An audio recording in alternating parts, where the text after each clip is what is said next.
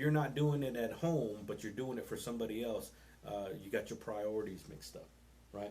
And you got to be able to do it at home. As if, in fact, the Bible says that you're worse than an infidel, right? So, not my words, but so I refuse to be better for anybody. And so, what does that mean? That means that I refuse to be better for my customer than I am for my wife and for my children. And there's sometimes when you just have to say no. There's sometimes when you just have to say, hey, you know what? Our hours are 10 to 6, Monday through Friday. You know, it's the weekend. We'll talk to you on Monday, right? And so not to leave anybody hanging, but to also set some boundaries.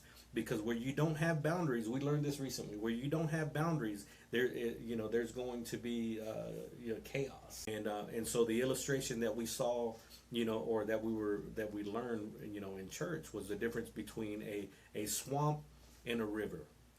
The difference between a swamp and a river is boundaries. Mm-hmm. Swamp has no boundaries, therefore it's a swamp. It doesn't go nowhere. It doesn't go nowhere. It's stagnant. The things that live in a swamp aren't, the things that you want to. They don't bring life. Yeah, you don't invite them to the Christmas party. those guys don't get a Christmas card. But the ones in the river, right? Stuff's moving, stuff's growing, stuff's alive because of boundaries. And so, as individuals and as business owners, you have to properly set boundaries, right? If you set those boundaries, then you put yourself in a position to where you can thrive.